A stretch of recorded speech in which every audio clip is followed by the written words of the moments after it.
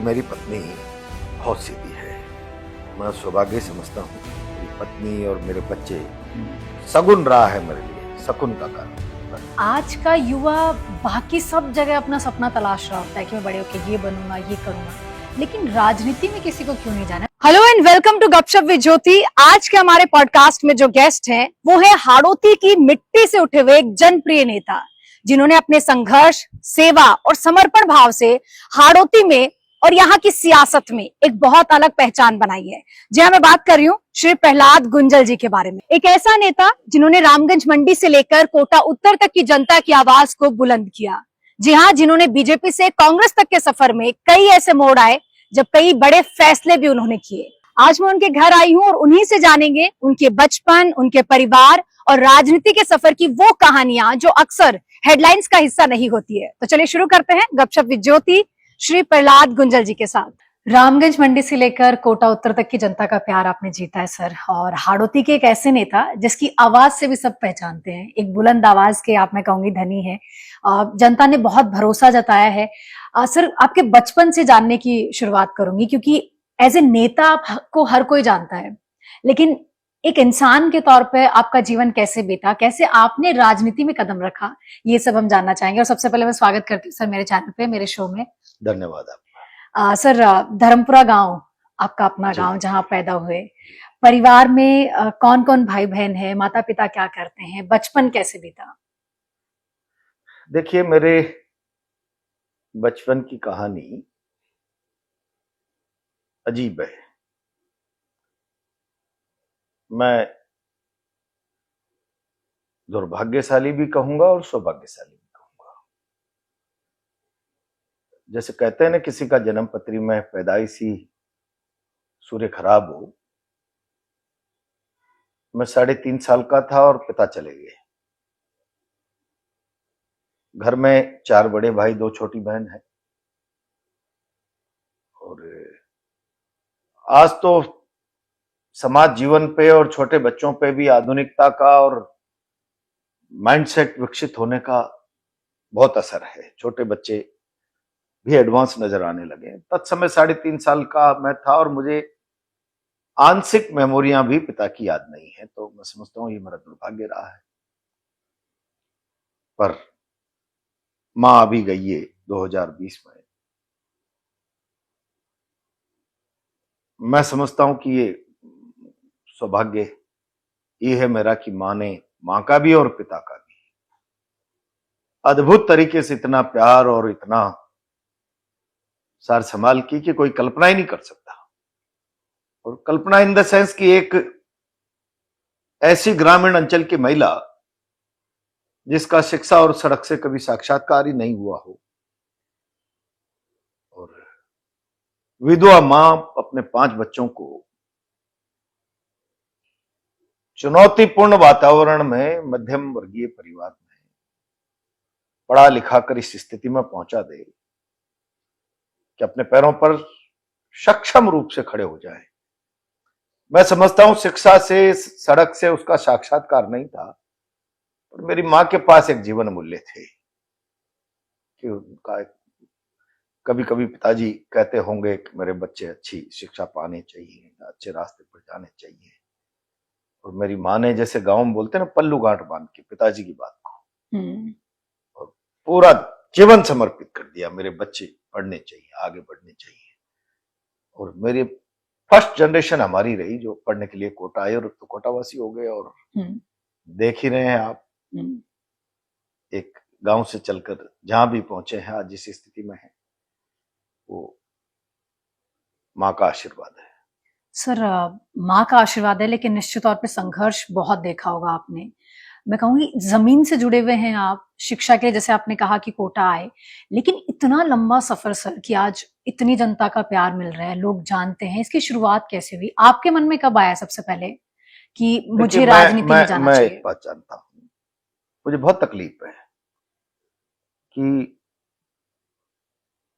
आजकल शिक्षा भी व्यापार का केंद्र बन गया, राजनीति से लेकर अन्य क्षेत्रों में। अब बच्चों के पास नजरिया ही सीमित रह गया। मेरा पढ़ने का मतलब मुझे नौकरी करना हो। जीवन मूल्य, एजुकेशन से, संस्कार, एक अच्छा जीवन, श्रेष्ठ जीवन। अच्छे जीवन की परिभाषा तो अब अच्छी नौकरी हो गई, आईआईटी हो गई, डॉक्टर हो गए। निश्चित तौर पे। हम जब बचपन में पढ़ते थे तो कौन से महापुरुष का जीवन अध्याय का हिस्सा नहीं होता था। क्या महाराणा प्रताप, क्या शिवाजी, क्या मदन मोहन मालवीय, क्या गांधी जी, क्या नेहरू जी, क्या भगत सिंह, क्या राजगुरु, सुखदेव, चंद्रशेखर, सुभाष। आप जब इतने सारे चरित्रों का अध्ययन बाल्यकाल की अवस्था में पढ़ते हैं तो कोई चरित्र तो आपको प्रभावित करता ही है, इंस्पायर करता है। एक घटना ही तो जीवन बदल देती है आदमी का। न्यूटन ने पत्थर उछाला और आसमान से तेजी से नीचे आया तो गुरुत्वाकर्षण का नियम बना दिया, वैज्ञानिक बन गया। एक घटना ने उसका पूरे जीवन का ही नजरिया बदल दिया, शोध की दिशा में आगे बढ़ा दिया। बचपन से मेरी पढ़ने की रुचि रही है और मैं अपने विद्यालय का, ये क्या कहें कि कोटा आकर, हमारी देसी भाषा में बोले, बिगड़ गए। कोई कमांड करने वाला, संभालने वाला, गाइडलाइन करने वाला नहीं था। केवल इतना ही मानो कि वो बचपन के माँ बाप के और स्कूल एजुकेशन के संस्कार थे जो आउट ऑफ ट्रैक नहीं हुए। पर मैं मिडिल तक थ्रू आउट मेरे क्लास का, स्कूल का टॉपर रहा। और इतना ही नहीं, ग्रामीण प्रतिभावान परीक्षा होती थी, आजकल होती नहीं होती, जिले की, मैं उसका भी टॉपर रहा। अध्ययन मेरी प्रारंभ से ही रुचि रही है। ये संस्कार मेरी माँ ने मेरे पिताजी की बात को पल्लू गांठ बांधकर, बेटा पढ़ो, बेटा पढ़ो, बेटा पढ़ो, पढ़ाई में जीवन है, इसी में भविष्य है, शिक्षा का महत्व बताया। हाँ। अब पढ़ते पढ़ते कुछ चीजें थी जो इंस्पायर करती थी। आप आइडियल किन्हें मानते हैं? किनसे आप ज्यादा इंस्पायर हुए अपने स्कूली और अपने कॉलेज के दिनों में? महापुरुषों के जीवन को पढ़ा है, सभी का अपना विशिष्ट जीवन है। और कौन से महापुरुष का नाम लूंगा? भारत इस दृष्टि से बहुत, आज मैं कह सकता हूं, तत्समय सोच भले ही नहीं रही होगी मेरी, विरासत की संपदा से, महापुरुषों की से, जीवन से, आदर्श जीवन से बहुत शक्तिशाली, संपन्न, अमीर राष्ट्र है। दुर्भाग्य है कि वो आज है ही नहीं, लोगों के सामने नहीं। मैंने भगत सिंह को खूब पढ़ा। लोगों के जहन में तो ये था कि एक नौजवान था और स्कूली राजनीति का, कॉलेज की राजनीति का जोश था और पार्लियामेंट में बम धमाका कर दिया। लेकिन उसके विचार का एक एक तर्क, कि अदालत में कोई पब्लिक प्रोसिक्यूटर ये कहे कि ये धमाका नहीं, पूरी व्यवस्था को चुनौती देने का एक नियोजित कार्यक्रम है, तब भगत सिंह था। ठीक समझा आपने। हम जिस मकसद से आए थे, शायद उस मकसद को सरकार समझ रही है। हम चुनौती देने आए, और चुनौती नहीं है भगाना। जब जेल में बंद है, आंदोलनकारी कहते हैं बाहर बड़ा आंदोलन है, भगत सिंह को जरा बाहर निकालिए, नहीं तो गोरे नहीं बच पाएंगे इस मुल्क में, हम जेल तोड़ के आपको बाहर भेज देते। बोला नहीं, आपकी भावना का सम्मान करता हूं, लेकिन आप मुझे जो बता रहे हैं उसको एक बार रिमाइंड करिए। भगत सिंह को बाहर निकालिए, वरना गोरों को नहीं रहने देना। मैं बाहर निकल गया तो बात ही खत्म हो जाएगी। गोरे नहीं रहने चाहिए, इसी मकसद के लिए अंदर है, इसलिए रास्ता फांसी का है, क्योंकि देश में उबाल आना चाहिए और गोरे जाने चाहिए। ये सोच 23 साल का नौजवान बच्चा, जरा आप पढ़िए, उसने जो युवा लिखा है, हिंदी पंजाबी भाषा विवाद पर लिखा है, पूरे देश को हिला दे, पूरे देश को। अब भगत सिंह के युवा लेख को पढ़ने के बाद अगर आज के नौजवान का उसका कंपैरिजन करोगे तो कुछ बचा ही नहीं। नौजवान के नाम पर ढकोसलाबाजी है, एक स्वार्थ लोलुप्त पीढ़ी। इसलिए कई चीजें हैं जो शिवाजी का जीवन है और प्रताप का संघर्ष है, जो पढ़ा है बचपन में। बहुत सारे लोग जिन्होंने इस देश को बनाने में, देश के लिए लड़ने में, वो शिक्षा के अध्याय का हिस्सा हुआ करते थे। भारत को सांस्कृतिक और समृद्ध, शक्तिशाली विश्व गुरु बनाने वाले लोगों को सोचना चाहिए कि वो अध्याय से गायब हुए पन्ने वापिस आए। सर, ये एक बहुत बड़ी बात आपने कही। आज के बच्चों को इतिहास के वो पन्ने पलटने चाहिए, जानना चाहिए, जिनकी वजह से आज देश है। जिन्हें हम, मैं कहूंगी कि शायद समय समय पे जयंतियों पे याद कर लेते मैं हैं लोग। दूसरी बात कर रहा हूँ। हम्म, मैं हमेशा कहता रहता हूं कि आप बिना विरासत के, शक्तिशाली समृद्ध विरासत के भौतिक विकास कर सकते हो, नैतिक विकास नहीं कर सकते। आत्मा का विकास, उसकी ताकत, उसका बल, वो तो एक शक्तिशाली विरासत से, जो जीवन मूल्य है, संस्कार है, माइलस्टोन है। माइलस्टोन का मतलब विरासत अनंत काल तक का रास्ता बताती है। ये चीजें पड़ी है, इसलिए अब आगे आगे तो बस आगे, ठीक है, अब कर रहे हैं, संघर्ष कर रहे हैं जीवन का, और जिन जी। नैतिक मूल्यों को लेकर राजनीति में प्रवेश किया था उसको छोड़ नहीं सकते। और इसीलिए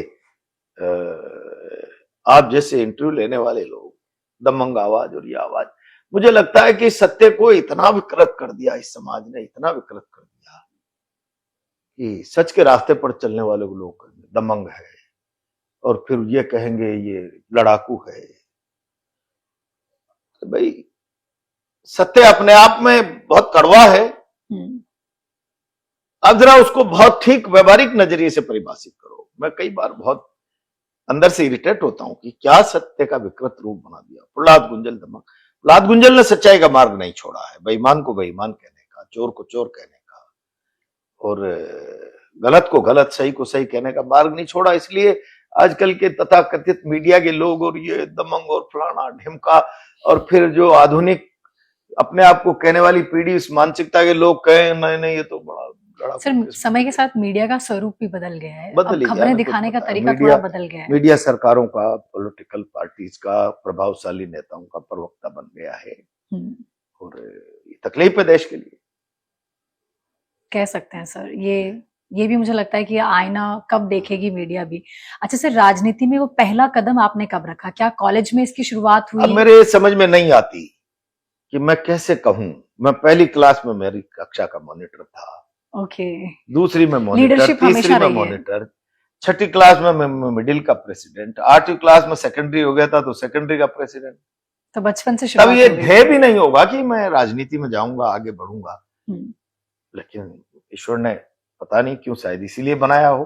ठीक है, हमारे पास कोई बड़ा मुकाम नहीं है, लेकिन ये मानता हूं कि भाई ठीक है, शायद इसीलिए भेजा है। तो यहाँ आने के बाद लाइन ही बदल गई। कोटा आने के बाद मल्टीपर्पज में हम चुनाव लड़ना चाहते थे। 9th में अपनी क्लास के साइंस रिप्रेजेंटेटिव रहे, 10th में चुनाव लड़ना चाहते थे, इलेक्शन बंद हो गई। इतनी कम एज में आप चुनाव लड़ने के इच्छुक थे सर? 10th में सीनियर सेकेंडरी स्कूल। फिर कॉलेज में आए तो चुनाव बंद ही थे, बस निकलने वाले थे और चुनाव हो गए, चुनाव जीत गए। चूंकि राजनीति में ही करता था लोगों। ये कौन सा साल था सर? 89-90। ओके। तो अब कॉलेज प्रेसिडेंट बन गए तो एमएलए भी बन गए। शायद कॉलेज प्रेसिडेंट नहीं बनते और लोगों ने हमारा सड़कों पर संघर्ष नहीं देखा होता तो ये धारणा ही नहीं बनी होती। एक अवसर था जब लोगों ने कोई जवाबदेही दी और उस जवाबदेही को पूरा करने के लिए सड़कों पर लड़े, ताकत से लड़े, पूरे नैतिक साहस और जिम्मेदारी के साथ लड़े, तो धारणा बन गई कि एक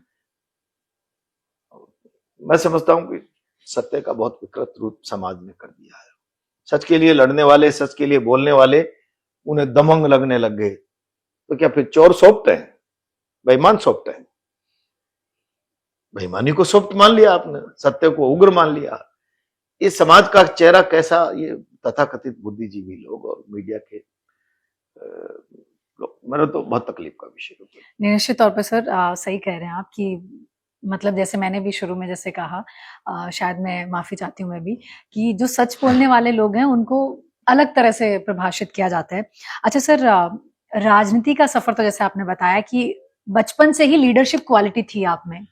क्वालिटी क्या कह सकते हैं, जब सीआर बने तो क्लास के रिप्रेजेंटेटिव बने, मिडिल के, सेकेंडरी के प्रेसिडेंट बने, तब ये थोड़ी था। हाँ, सेकेंडरी वाले प्रेसिडेंट बनने तक हरी शर्मा हमारे एमएलए हो गए थे, वो छात्र राजनीति का चमकता हुआ सितारा था, तो जरा लग गई थी धुन कि कुछ करना है, अब आगे बढ़ना है। सर, पहली बार पार्टी से जुड़ना, वो टिकट मिलना, इस सफर में किसने आपको साथ दिया, किसने राह दिखाई कि अब इसके बाद क्यों ना विद्यार्थी राजनीति में आए? तो विद्यार्थी राजनीति में आने के बाद फिर तो लोग पहचानने लगे, लोगों ने खुद आगे से अप्रोच किया। खुद ही धैर्य, लक्ष्य निर्धारित कर लिया, विधानसभा हमारा लक्ष्य है और बहुत सारे लोग थे, ललित जी हैं, रघुवीर जी हैं, वो सुंदरा जी ने भी इसमें मदद की है।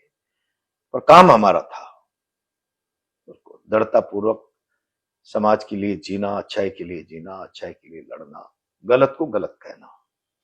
सर पहली बार 2003 में आप विधायक बने रामगंज मंडी से, वो सफर कैसा था? और जब इतने वोटों से जीत कर आप आए, वो खुशी कैसी थी? और उस समय क्या एक आपका ध्येय था, विजन था कि जनता की सेवा कैसे करनी है? देखिए, राजनीति का मकसद ही जनता की सेवा है। आपने देखा है कि सुबह से मैं सत्ता में नहीं हूं, जनप्रतिनिधि भी नहीं हूं, मेरा जीवन समाज के लिए, इसलिए इस अपेक्षा से लोग आज भी आते हैं, 150 लोग रोज सुबह शाम, और उनके सुख दुख में भागीदार बनकर उनकी तकलीफ के निदान के लिए आप सहयोगी बन जाओ। सत्ता में हो तो आप सार्वजनिक रूप से विकास के काम करना, बड़ी योजनाओं को लाना, लोगों के जीवन को, गांव के जीवन को बदलना, मंडी से एमएलए बनाना। मेरे पहले वहां कई मंत्री रह गए, ताकतवर नेता, बड़े बड़े सांसद रह गए, तो कहते थे ताकली बांध आना चाहिए। मैं गया, डार्क जोन था मंडी पूरा का पूरा, मैंने ताकली बांध मंजूर करा के दिया। पहला काम, मुझे लगा कि ये माइंस का एरिया, जब माइंस की उम्र खत्म हो जाएगी तो लोगों के जीवन में क्या बोल सकते हैं, ऐसी अराजकता आ जाएगी, रोजगार के लिए चुनौतीपूर्ण जीवन हो जाएगा, और खानों का जीवन खत्म हो इससे पहले खेत लहलहाने लग जाएं, वैकल्पिक रोजगार के अवसर, ताखली बांध बनवाया। पाटली का भी अगर वो, तो मेरा कार्यकाल ही 2-3-4 साल का ठीक से गुजरा आंदोलन के कारण वसुंधरा जी के साथ मतभेद हो गए और फिर सड़क पर आ गए। पर मैंने जनप्रतिनिधि के नाते सदैव, डार्क जोन था, मैं रावत भाटा से मंडी के एक एक गांव को पानी की पाइपलाइन लेकर आया, एक एक गांव को पानी की पाइपलाइन, सोच ही नहीं सकते थे लोग। मेरा ध्येय रहा कि अगर आप व्यवस्था का हिस्सा हैं तो व्यवस्था लोगों के लिए है, आपके एंजॉयमेंट के लिए और आपका रुतबा बढ़ाने के लिए नहीं है। रुतबा आप लोगों का काम करोगे तो अपने आप बढ़ जाएगा, और मैंने सदैव व्यवस्था लोगों के लिए है, लोगों का जीवन बदलने के लिए, लोगों की जरूरतें पूरी करने के लिए, इस मकसद से, इस देश से काम किया। और इसलिए आप देख रहे हैं ना, मैं बहुत चुनौतीपूर्ण परिस्थितियों में यहाँ सारी बीजेपी, सारी कांग्रेस एकजुट हो जाती है मेरे खिलाफ, क्योंकि कहावत आती भी है, कौन कौन मौसेरे भाई, सारे मौसेरे भाई एक हो जाते हैं वो सच के खिलाफ। 3 चुनाव हार गया हूं, जीते हुए लोगों के दरवाजे जो सत्ता में नहीं है, स्वान नहीं भोंकता। आपने देखा है अभी यहाँ 50-100 लोग, जी सर, निश्चित तौर पे 3 बार के हारे व्यक्ति, और ये क्रम रोज का है। ऐसा नहीं कि मंत्री जी 2 महीने में एक बार कोटा आएंगे तब एप्लीकेशनें ले लेके 100-200 लोग पहुंच जाएंगे। ये सुबह शाम का क्रम है, रोज 365 दिन। तो ये इसलिए लोगों को पता है, प्रहलाद गुंजल क्या, न झूठ मिलेगी न लफाजी मिलेगी, तकलीफ में अगर मददगार बनेगा तो जरूर बनेगा, मदद कर पाएगा। उस समय जैसे आज का युवा, आज का हर इंसान, जो आज का वोटर है, वो बहुत समझदार है, लेकिन अगर मैं उस समय की बात करूं, जब आप पहली बार विधायक बने थे, किस तरह से लोग की उम्मीदें होती थी, अपने नेता को कैसे देखते थे कि कौन से काम इन्हें करने चाहिए हमारे लिए? देखिए, मैं 2 बात कर रहा हूं। नेता का अपना विजन होता है, काम करने का सेल्फ नजरिया होता है। आप पब्लिक से पूछकर पब्लिक क्या कहती है इस अपेक्षा के साथ काम करोगे तो बेवकूफ बनाने वाली बात होगी। या आपका व्यक्तिगत नजरिया होना चाहिए, आप शासन में हो तो समाज के लिए क्या कर सकते हो। और जब मैं था तो मैंने कहा, भाई पानी, बिजली, सड़क, शिक्षा, चिकित्सा, सिंचाई, 6 चीज। रोजगार तो एमएलए क्या बना सकता है, बेवकूफ बनाएगा, मदद कर सकता है, लेकिन रोजगार के लिए तो क्या संसाधन जुटा सकता है लोगों को। लेकिन पानी, बिजली, सड़क, शिक्षा, चिकित्सा और सिंचाई, ये 6-7 चीज अगर शासन का हिस्सा होकर गांव के लिए, गरीब के लिए, आम आदमी के लिए उपलब्ध कराता है तो रोजगार ही हो गया। वो गांव में सड़क है, गांव में बिजली है, गांव में पानी है, गांव में सिंचाई है, गांव में चिकित्सा है, हो गया रोजगार। बिजली है तो कोई कंप्रेसर भी लगाएगा, कोई पंचर की दुकान भी लगाएगा, कोई गन्ने का ठेला भी लगाएगा। पानी है तो हर खेत सिंचित होगा, सिंचित होगा तो लोगों के लिए रोजगार के साधन खड़े होंगे जब पैदावार बढ़ेगी तो। इस नजरिए से काम किया। शहर में आया तो क्या है, आज अखबारों को लिखने में बड़ी शर्म सी आती है, कोई छोटी सी कोई बात होती है तो फलां नेता ने ऐसा किया वैसा किया। आज कॉलोनियां पानी के लिए तरस रही है, इतनी कॉलोनियां। प्रहलाद गुंजल जब एमएलए बना था ना, तब धारीवाल जी यहां 10 साल मिनिस्टर रह गए थे 2013 में। 100-150 कॉलोनियां थी उत्तर की जिनमें पानी नहीं था। ये करके दिखाया मैंने। बेसिक जरूरत है समाज की। चंबल के किनारे कोटा बसा हुआ है, उसको चाहिए सुबह वॉश बेसिन पर नल चलता हुआ। वो स्टोरेज के पानी का आदी नहीं है। हर घर को पानी, हर घर को पानी। अप्रूव्ड अनअप्रूव्ड सारी एग्रीकल्चर कॉलोनीज को पानी। 126 करोड़ रुपए लेकर आया। मतलब कॉलोनियों में पानी के साथ सड़कें चाहिए, नालियां चाहिए। आजादी के बाद कोई कह सकता है ज्योति जी के मकान से विनोद जी का मकान और विनोद जी के मकान से खान साहब का मकान, ऐसे सड़कें सैंक्शन होती रही होगी सर शहरों में? बढ़ा दीजिए आप पूरे शहर की सड़कें, नालियां, सब। पैकेज लेकर आया 132 करोड़ रुपए का, मुख्यमंत्री से बात करके। मुझे वो नहीं चाहिए 4 गली 6 गली, फिर कोई आएंगे इस नाम पर मेरे घर पर लाइन नहीं लगवानी, मुझे सड़क बनाओ साहब, नाली बनाओ साहब, सारे शहर की बना दो। बनते बनते राज बदल गया, हम चुनाव हार गए। बाद में उसको जांच के नाम पर लंबित रखा धारीवाल जी ने। अच्छा सर, कोटा उत्तर जैसी जगह से चुनाव जीतना 2013 में क्या आपको चुनौतीपूर्ण नहीं लगा? जैसे आपने अभी कहा कि 10 साल वो मिनिस्टर रह गए थे वहां से, नहीं लगा कि इस देखिए तकलीफ मेरी क्या है, तकलीफ क्या है कि मैं या तो मैं भ्रम में जीता हूं कि मैं जिस विचार को जीता हूं, ईमानदारी को, सच्चाई को, नैतिकता को, सदाशयता को, लोगों के लिए जीने को, मरने को,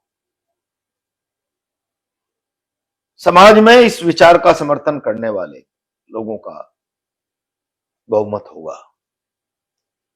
और मुझे लगता है कभी कभी अब समाज में बहुमत विचार से ज्यादा हैसियत को समर्थन करने वालों का हो गया। अब हैसियत तो जिनकी आजकल हैसियत का मूल्यांकन ही आर्थिक हो गया, जिनके पास साधन, संसाधन, पैसा, धन दौलत अथाह, चुनाव में 100-100, 200 करोड़ रुपया खर्च कर दें, ये चीजें प्रभाव डालने लग गई। तो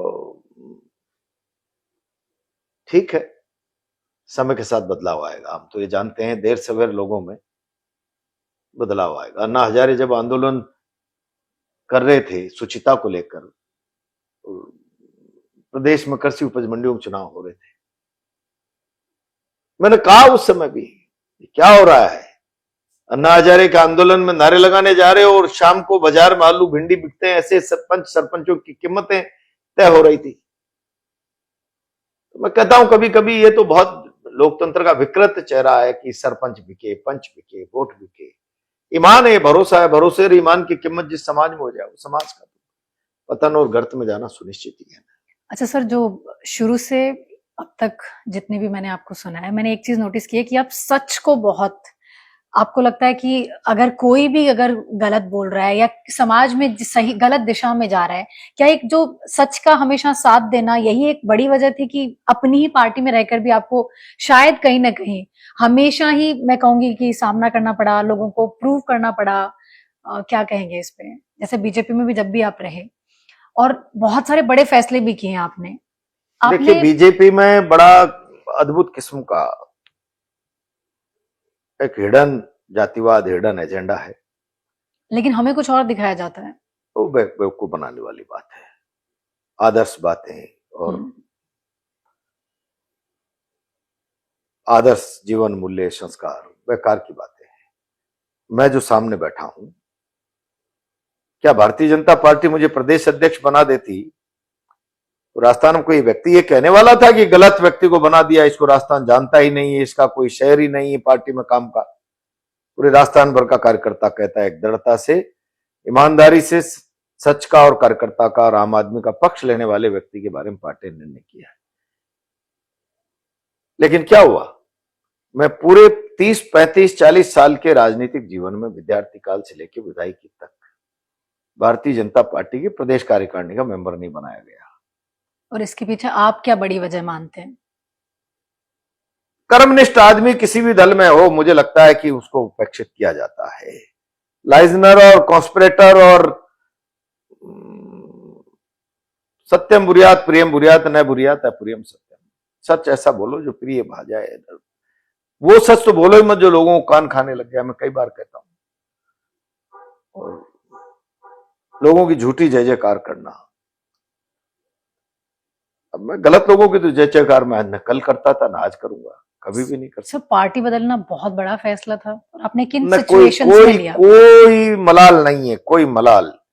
भारतीय जनता पार्टी ने मुझे बहुत बहुत जरा जरा से लोग मैंने मिनिस्टर बनते हुए देखे हैं जिनकी कोई ओइस नहीं, कोई हैसियत नहीं। मिनिस्टर बनने के पैरामीटर्स जो आजकल बन गए लाइजनिंग के और हाजी हुजूरी के, वो तो मेरे जीवन मूल्यों का हिस्सा ही नहीं है। मैं कैपेबल हूं और पार्टी सरकार मेरे को समाज की सेवा के लिए काम करने के लिए उपयुक्त समझे तो मेरा को अवसर मिलना चाहिए, और नहीं समझती तो नमस्कार। इससे ज्यादा कभी घुटने टिकाकर मैंने अपने हक अधिकार की बात कभी की नहीं। जरा जरा से लोग तो जब मुझे कभी मिनिस्टर नहीं बनाया, पार्टी में मेरी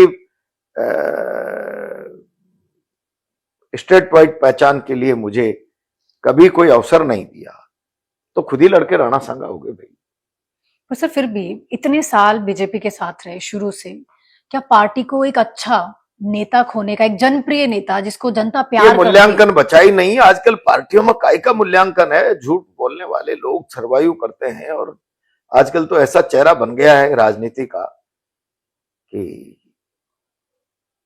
मन को भाने वाली बातें करो, पॉलिश्ड बातें करो, नेताओं के पास बैठ करो और बहुत ठगों की तरह मीठी बात करो, तो आप लगेगा झूठे लोग, बहुत पॉलिश्ड लोग अच्छे हैं, साफ सुथरे हैं।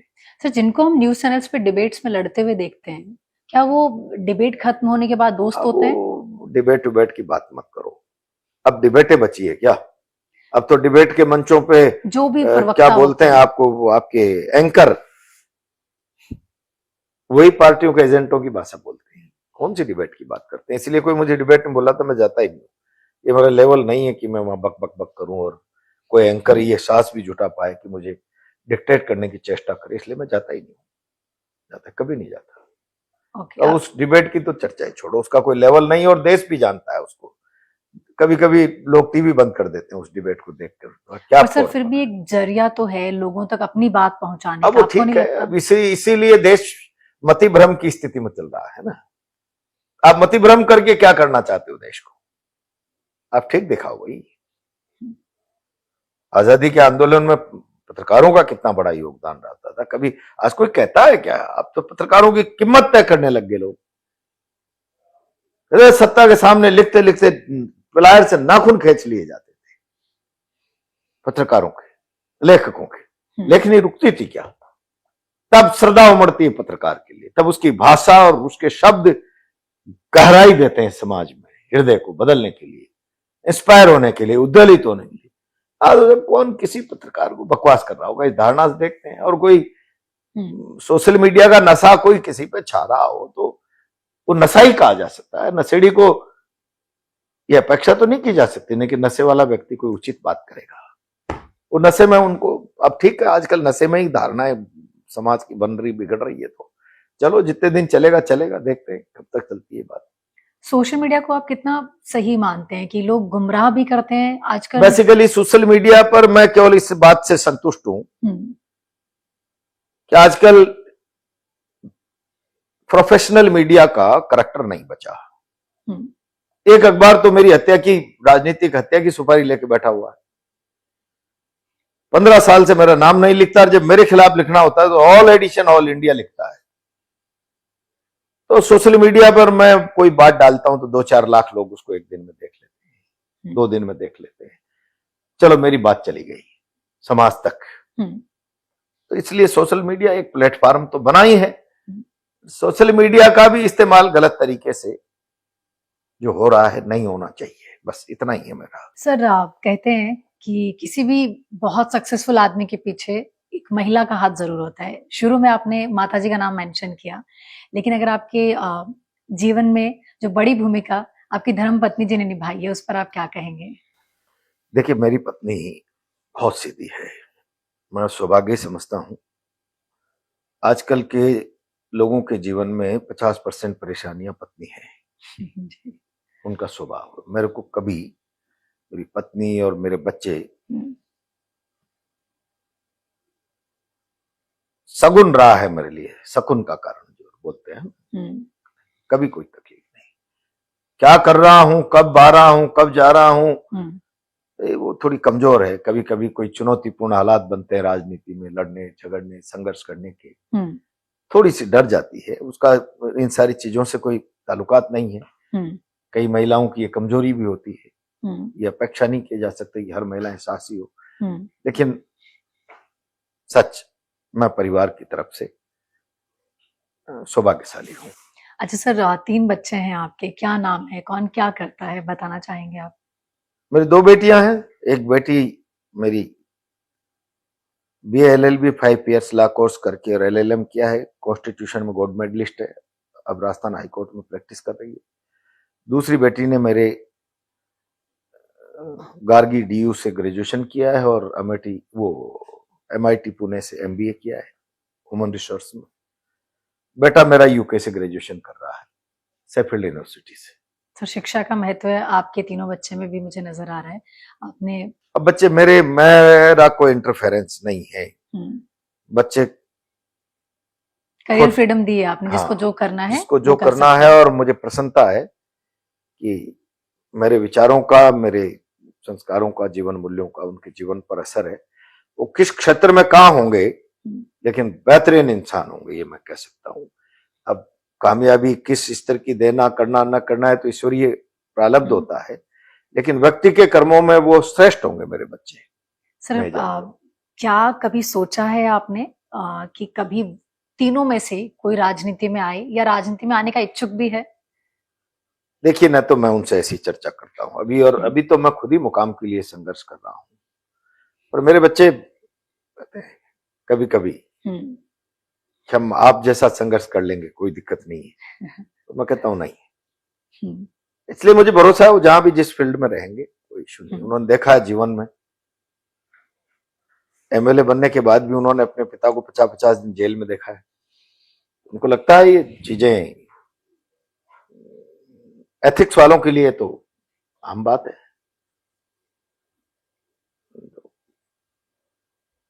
उन्हें समझ है, बस इतना जान सकता हूं। क्या करेंगे मैंने उनको फ्री किया हुआ है अपनी तरफ से। अब सब इस एज में पहुंच गए हैं कि उन्हें अपने लिए अच्छा निर्णय करने का भान है। अच्छा सर, अगर मैं बहुत बड़ा, क्योंकि जैसे हमें जनता के रूप में अगर मैं बताऊं तो पार्टी मतलब एक विचार हमें लगता है, सभी नेता एक विचार के साथ होते हैं। जैसे आपने कहा कि बाहरी तौर पे, विचारधारा की अगर आप बात करते हैं तो भारतीय जनता पार्टी में कोई विचारधारा नहीं बची है। लेकिन जब भाजपा से कांग्रेस में आए, क्या बड़ा फर्क विचारधारा में आप महसूस करते हैं अब जो आपके साथ के देखिए, नेता दो हैं? चीजें। मोदी शाह के युग में धार्मिक उन्मादकता इस लेवल की लेकर आ गए कि अब कट्टरता ही राष्ट्रीयता है। कट्टरता ही राष्ट्रीयता, कट्टर धार्मिक उन्माद। अब मैं कांग्रेस में हूं तो ये महसूस करता हूं कि राष्ट्रीय विचार तो महात्मा गांधी और नेहरू ने और सरदार पटेल ने इस मुल्क के जहन में फूंका था, और वो राष्ट्रीय आंदोलन बनकर आजादी का रास्ता बना। तब भी ये प्रयास जो आज जिस दिशा में मोदी शाह इस मुल्क को ले जा रहे हैं, अंग्रेजों ने उस राष्ट्रीय आंदोलन की धार को कम करने के लिए हिंदू मुसलमान परस्त कई संगठन बनाए, विवाद खड़े किए। जब कामयाब नहीं हुए, तत्समय इतना जहर नहीं था समाज में। कामयाब नहीं हुए तो हिंदी और पंजाबी भाषा का विवाद, पंजाब भुजा है भारत की, हिंदी के साथ टकराव करिए। वामपंथ और दक्षिण पंथ का विवाद कराया। ये विवाद कराकर सत्ता को सुरक्षित रखना जो अंग्रेज की नीति थी, तकलीफ है मुझे आज उस नीति पे मोदी साथ चल रहे हैं। ये भारत की नीतियां नहीं है, भारत के सामाजिक परंपरा का, जिसको मैं बोल सकता हूं, एथिक्स है हमारी, तो संस्कृति और सभ्यता का हिस्सा नहीं हमारी का, ये जो कर रहे हैं। सर, इतने साल आप उस पार्टी के साथ अपने राजनीति में निकाले हैं, कभी लगता है कि अगर सही समय पे अगर मैं भाजपा नहीं कांग्रेस के साथ होता तो आज कहीं और होता? अपने कर्म के साथ ईश्वर पर भरोसा करने की रीति नीति से चलते हुए मैं ये सारी उपेक्षा बीजेपी में स्वीकार करता रहा कि चलो कभी तो दीनदयाल के भनक पड़ेगी कान, मेरी योग्यता और क्षमता को कभी तो प्रॉपर उपयुक्त अवसर स्थान मिलेगा, इसलिए काम करता रहा। बीजेपी ने कभी मुझे उचित सम्मान कभी इन 30 सालों में दिया ही नहीं, तो मुझे लगता है मुझे निर्णय बहुत 20-30 साल पहले कर लेना चाहिए था, और कोई नहीं। अब व्यर्थ 30 साल उधर गंवाने के बाद अब बचा हुआ जीवन ऐसा लगता है कि एक नए विचार के साथ व्यर्थ भी चला जाए तो चला जाए। ये तो जीवन है, आदमी जब अपने निर्णय राइट रॉन्ग करता है तो फिर सारा जीवन उसमें दांव पे लगता है, और फिर निर्णय कर लेने के बाद उसको कायरों की तरह आत्मविवेचन करके अपने आप को गलत साबित नहीं करना चाहिए। हो गया निर्णय, जो होगा देखेंगे, जो हो गया सो हो गया। अच्छा सर, शुरू में आपने एक बात कही थी, हर किसी को नौकरी की तलाश तो है, रोजगार तो चाहिए, हर कोई पढ़ भी उसी दिशा में रहा है। देखिए रोजगार के लेकिन बारे में मैं आपको बहुत जिम्मेदारी से कह रहा हम्म, हूं, ये नजरिया सरकारों का होना चाहिए। अब मैं एक छोटी सी बात आपको कह रहा हूं, मैंने अभी पढ़ा है बीच में, मैंने कहा आपसे कि पढ़ना लिखना मेरा बाल्यकाल से ही एक रुचिकर विषय रहा है। राम मंदिर के उद्घाटन में मोदी जी जाएंगे और ऐसा शो करेंगे जैसे किसी कंडोलेंस में जा रहे हूं, किसी से राम राम नहीं करना। इतने बड़े देश के मूर्धन्य संत बैठे हैं, आपने बहुत देश की इलिट क्लास सोसाइटी को बुलाया है और आप ऐसे कंडोलेंस में जा रहे हो, ऐसे कलश लेके जा रहे हो। राम मंदिर की स्थापना का अवसर, चेहरे दमक रहे हो, आत्मा जैसे कोई धरती सस्य श्यामला हरी भरी कोपलें फैला देती है, ऐसे प्रसन्नता की फसल आत्मा में भारत की में जा रही हो, भारत का प्रधानमंत्री नौटंकी करे इस तरीके से, ये धर्म नहीं है।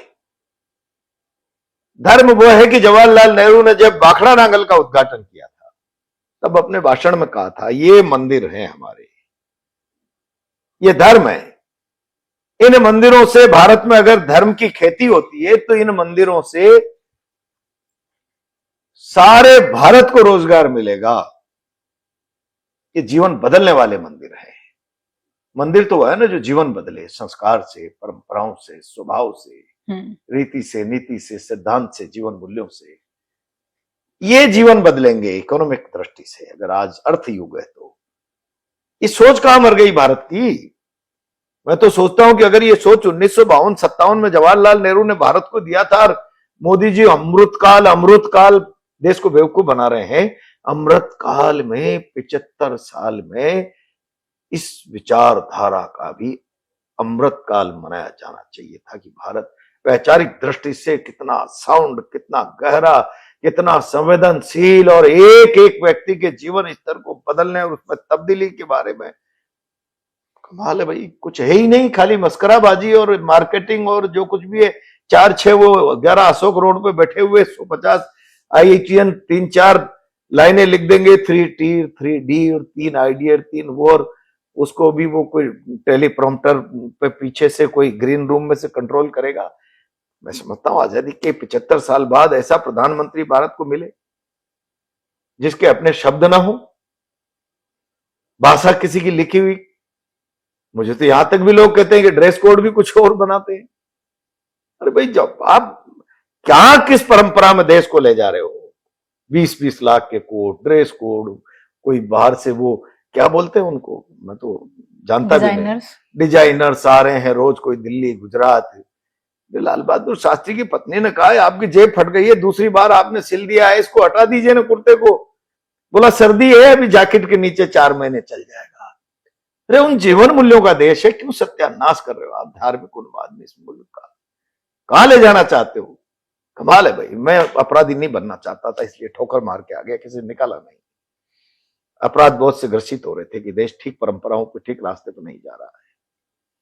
अच्छा सर, हर किसी का ये तो सपना होता है, जैसे परिवार में पूछते हैं बच्चे से कि क्या बनना है बड़े होकर, तो आज का युवा बाकी सब जगह अपना सपना तलाश रहा होता है कि मैं बड़े होके ये बनूंगा, ये करूंगा, लेकिन राजनीति में किसी को क्यों नहीं जाना है? और आज के युवाओं को क्या संदेश दोगे? क्या पढ़े लिखे नेता की बहुत आवश्यकता है राजनीति में? क्या कहेंगे इस पर आप? देखिए, मैं नौजवानों को इतना कहना चाहूंगा, मौजूदा परिदृश्य में नौजवान की चैलेंज लेने की क्षमता खत्म हो गई। चैलेंज लेने की, और जब उसकी चैलेंज लेने की क्षमता खत्म हो गई तो फिर देश कहां जाएगा? हम सदियों से सुनते आए हैं नौजवान देश का भविष्य है। मैं समझता हूं भारत के पहले प्रधानमंत्री ने कोई यूथ में भाषण किया होगा तो यही कहा होगा, किसी स्कूल में, कॉलेज में। विरोधी दल के नेता ने भाषण किया होगा तो यही कहा होगा, बचपन भारत का भविष्य है, नौजवान भारत का भविष्य है। तो भारत का भविष्य सेल्फ सेंटर्ड विचारधारा का नहीं होना चाहिए, अपने स्वयं के लिए रोजगार परख, बाकी दुनिया बाहर में जाए, ऐसा नहीं होना चाहिए। जब जवान भारत का भविष्य है तो भारत का भविष्य इतना सुदृढ़, मजबूत, संवेदनशील और सारे पैरामीटर्स और स्केल पर इतना होना चाहिए। मैं समझता हूं नौजवानों को वैसा चुनौतीपूर्ण जीवन जीने का साहस अपने अंदर जुटाना चाहिए। अपने अंदर वो जो मैं देख रहा हूं कि बचा ही नहीं है, जवानों क्षमता बची नहीं है। मैं तो कई बार जाता हूं, कहता हूं भारत की पार्लियामेंट में आजकल मोदी जी ने वो क्या रख दिया, क्या बोलते हैं, वो लेके आ गए साउथ का। अब इन सारी चीजों में तो फालतू की नौटंकी तो वो महामानव कर ही लेते हैं ना। संबल क्या लाए थे वो डंडा हाथ में, नई संसद में। मैं भी नहीं अब मैं भूल रहा हूं, मेरी कोई इतनी ज्यादा स्मरण शक्ति भी नहीं है, पर मैं इतना कह रहा हूं, पुरानी भारत अंग्रेजों के जमाने की बनी हुई थी, पुरानी संसद भारत की, उसमें स्पीकर की कुर्सी के पीछे लिखा हुआ था, पता नहीं आज के स्पीकर को उसका ज्ञान भी नहीं है, नसा सभा न संति युवा युवा न ते ये न वदंती सत्यम। हर बार नौजवान को यह कहता हूं कि भारत का प्रजातंत्र इस बात की साक्षी देता है कि वो सभा नहीं जिसमें नौजवान का प्रतिनिधित्व नहीं हो। तब जवान कालर खड़े करे, पर उसके आगे का जो सेंटेंस है, युवा न ते ये न वदंती सत्यम, नौजवान नहीं जिसमें सत्य का उद्घोष करने का साहस नहीं। और सत्य ये नहीं कि आज प्रहलाद गुंजल का इंटरव्यू लेने आई थी ज्योति जी, सत्य वो समाज में अराजकता है तो दृढ़ता से विरोध करेंगे, सरकार गलत कर रही है तो अंगद की तरफ पांव गाड़ कर खड़े हो जाएंगे, समाज के साथ जुल्म और अत्याचार हो रहा है तो चट्टान बनकर टकरा जाएंगे। इस सच के साथ जीने का अभ्यास खत्म हो गया, डेमोक्रेटिक वैल्यूज मर गई। डेमोक्रेसी नहीं आती, बलिदान नहीं होता तो इसलिए मैं जवानों को कह रहा हूं, जरा इन सारी चीजों को समझे बस। सर, आपकी बातों से एक चीज तो लगी कि आज की राजनीति में एथिक्स और वैल्यूज की अब कोई जगह नहीं बची है। कुछ बचा ही नहीं है ना, क्या एथिक्स और वैल्यू बचेगी? भारतीय जनता पार्टी में तक कहते थे राष्ट्र साध्य है, सत्ता तो साधन है, साधना राष्ट्र की करनी है, और इसलिए साधन सत्ता मिल जाए तो साधना ठीक हो जाए।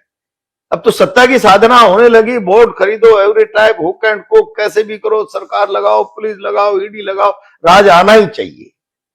विरोधियों को पस्त करो, जेल में डालो, चेहरा खराब करो, बदनाम करो। ये जो परंपराएं भारत के स्वच्छ राजनीतिक वातावरण में कायम हो गई है, इसने सारे वातावरण को दूषित कर दिया। और जब A+B+C+D-E सारा मूल्यांकन होगा आजादी के इस अमृत काल के 5 साल बाद, तो इन हालातों को विकृत करने का जिम्मा भारतीय जनता पार्टी के मौजूदा नेतृत्व के खाते में ही जाने वाला है। आप मान करके चलिए, ये प्रहलाद गुंजल आपसे बात कर रहा है। सर, एक नेता के रूप में अब आगे के क्या प्लान्स हैं, क्या विजन है? अगली बार जब चुनाव होंगे तो क्या मौका मिलेगा? मेरे बारे में मुझे देखिए, मैं जब बीजेपी में था तो अपनी बात के लिए दृढ़ता से अड़ता था, और मैं वसुंधरा जी और बहुत सीनियर नेताओं से ये कहता था, जिस रोज की आपकी 2 रुपए की मेंबरशिप होगी पार्टी में, तब की मेरी भी है और काम का शेयर मेरा भी है। आपको पार्टी ने सरकार संगठन में बड़ा बना दिया होगा इसलिए बड़े दिख रहे होंगे, लेकिन काम का शेयर आपसे मेरा कम नहीं है, ये मैं दृढ़ता से कहता रहा।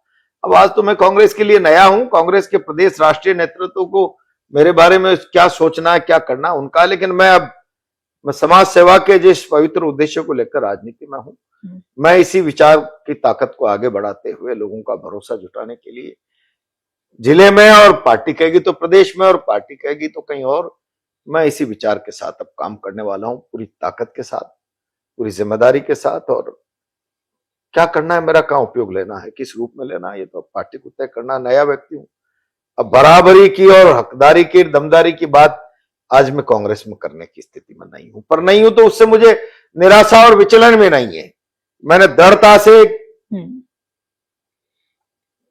वर्षों की उपेक्षा के कारण ठोकर मारा है। जब इतने सालों में काम संघर्ष करते हुए कुछ मुकाम ठीक नहीं मिल पाया तो मैं इसको अपने कर्म साधना के बाद भी प्रारब्ध मानकर त्यागता हूं। अब जो होगा देखा जाएगा, उसमें कोई नहीं, काम दृढ़ता से करेंगे, ईमानदारी से, जिम्मेदारी से। अच्छा सर, आम जनता को क्या कहेंगे, देश के वोटर्स जो हैं वो क्या देखकर वोट दें, क्योंकि अब इसकी परिभाषा भी बदल गई। देखिए, मैं हमेशा कहता हूं, अभी भी मैंने कहा है 4 दिन पहले, मोदी जी 650 करोड़ के हवाई जहाज में घूमते हैं आजकल, घूमते हैं ना।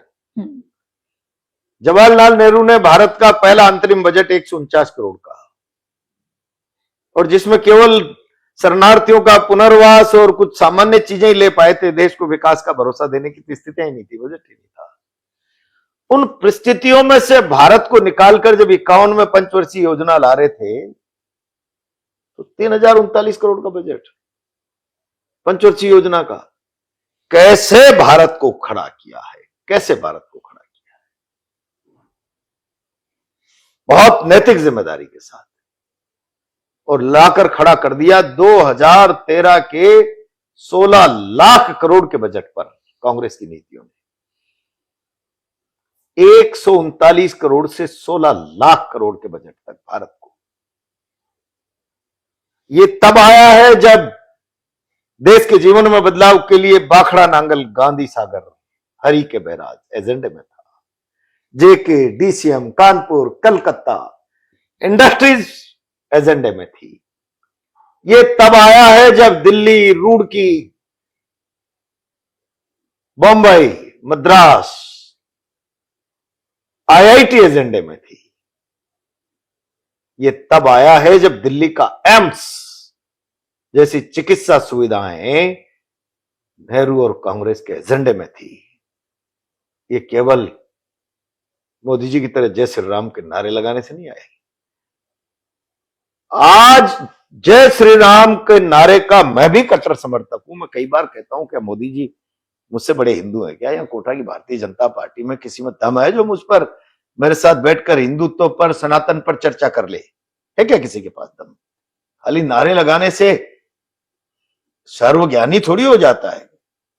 और इसलिए मैं कहता हूं कि देश की जनता और आम आदमी उन मानवीय चित्त मूल्यों पर अपना पक्ष रखे, ध्यान रखे कि भारत के चुनाव से गरीब हट गया, भारत के चुनाव से मजदूर हट गया, भारत के चुनाव से किसान हट गया, जवान हट गया, बेरोजगार हट गया, डेवलपमेंट हट गया, हिंदू और मुसलमान रह गया। कहां ले जाएंगे देश को? बेकारी समस्या नहीं है, भूखमरी समस्या नहीं है, कुपोषण समस्या नहीं है, डाउन होती इंडस्ट्रियल ग्रोथ, बंद होते कारखाने, देश में चिंता का विषय नहीं है। कमाल है भाई। जय श्री राम। हिंदू और मुसलमान, जनता संवेदनशील बने जब राजनीतिक नेतृत्व पथभ्रष्ट और सत्ता बनाए रखने के लिए नैतिक रास्ते से विचलित होता है तो फिर सिंहासन खाली करो कि जनता आई है, जेपी ने नारा दिया था ना, तब जनता को आना पड़ता है। बस इतना ही कहूंगा। बहुत बहुत शुक्रिया सर। वाकई बहुत सारी चीज़ों पे, बहुत सारे मैं कहूँगी तथ्यों पे आपने बहुत ही डिटेल से बात की है, और जो एक आप विचारधारा के साथ चल रहे हैं, उम्मीद करते हैं कि देश की जनता भी जागेगी, वोटर्स का नजरिया बदलेगा अपने नेता को लेकर कि अब किन चीजों को देखकर हमें वोट डालना चाहिए। अंत में कुछ कहना चाहेंगे सर? धन्यवाद। मैं साधारण सा व्यक्ति हूं, न मैं भारतीय जनता पार्टी में बहुत बड़ा आदमी था, न कांग्रेस में बहुत बड़ा आदमी बनने की चेष्टा लेके आया हूं, पर मुझे लगा कि, और मैं जवानों से, आम आदमी से आखिरी में यही कहूंगा, आपकी कर्म साधना और शक्ति की उपेक्षा होती है तो विद्रोही बनो, विद्रोही, बस। बहुत बहुत शुक्रिया सर हमारे साथ जुड़ने के लिए।